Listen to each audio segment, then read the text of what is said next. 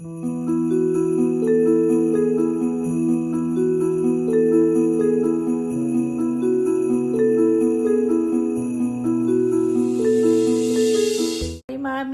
ayan, ipapakita ko sa inyo yung binili naming shoes kay kuya sa doktor ko. Ito yung sinasabi ko na na buy one take one. Ang plan namin is bibili lang kami ng black shoes kasi nga mag-moving up na si kuya. So kailangan niya ng black shoes. Yung black shoes niya kasi ngayon, 2 years niya nang ginagamit yan. Dr. Kong din naman yun. Doon lang kasi siya komportable. So, ito yung nabili namin black shoes. Ayan. Ang laki ng paa ni kuya, no? 40, size 41 si kuya. Ayan. Yung Dr. Kong kasi, inaayos niya yung yung paa mo. Kasi si kuya flat-footed. So, meron siyang kasamang ganito. Ito yung parang nilalagay sa loob. Ayan. Kung makikita nyo, ayan, no? Parang hindi siya pantay. Ito yung para kasi flat-footed. So, parang ito yung nakaangat. Ayan. Ang price pala nitong sapatos is 5,750. Tapos naka-promo sila ng buy one take one. Tapos sayang naman yung sale kaya kumuha na rin kami ng rubber shoes. Ito naman yung rubber shoes. Ang babayaran mo is yung kung ano yung mas mahal, yun yung babayaran mo. Ang mas mahal itong black shoes, 5,750 yung price. Tapos itong rubber shoes naman, ano yung price nito? 4,950. So parang nakasave kami ng 4,900. Ito naman yung napili niyang shoes.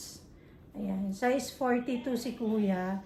Ayan, medyo white yung pinili namin para pwede niya na magamit sa PE niya. Ayan, ang ganda ng Tapos meron din to sa loob ng kagaya nung sa black shoes. Saan ba yun? Yung natatanggal din naman siya. Yan, ito.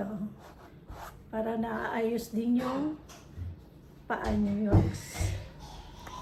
pa rin si Papa. Alis pala kami ngayon. Papunta kami sa condo. Doon muna kami. Kasi imimit namin yung magre-rent. Pinaparent na namin yung condo sa may BGC. Yan, imimit namin siya ngayon. Kaya pupunta kami ng condo. Yan, quick haul lang ng shoes ni kuya. Ang sale pala nila is from March 1 to 30. Kaya kung kailangan nyo ng shoes, hanggang 30 pa yung sale nila. Daan na. Hanggang March 30 yung sale nila.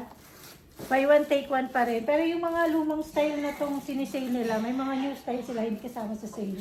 Pero ang laki ng ang laki ng discount. Kasi basta kung ano yung mas mataas, yun yung babayaran mo. Tapos free na yung isa. Maganda kasi yung Dr. Kong. Si Wax yung black shoes niya, 2 years niya nang gamit, Dr. Kong.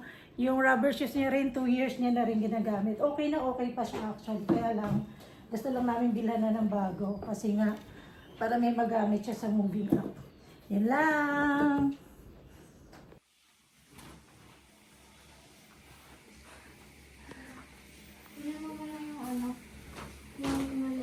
Yung shoes, maiwan mo yung shoes ha. Meron pa nga.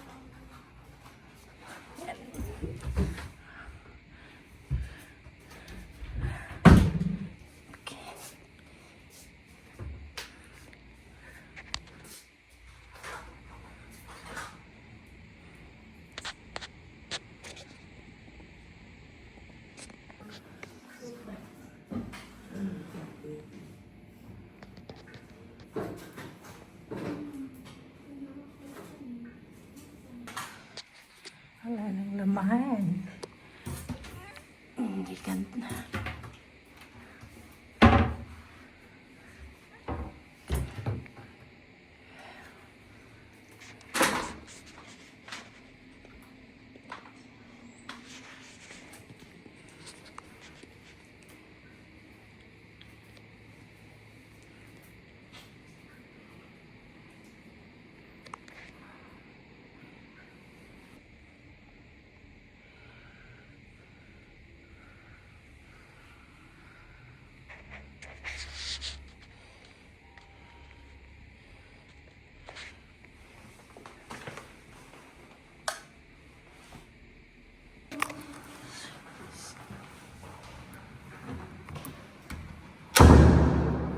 Ay, mamis. And andito na uli kami ngayon sa Bulacan.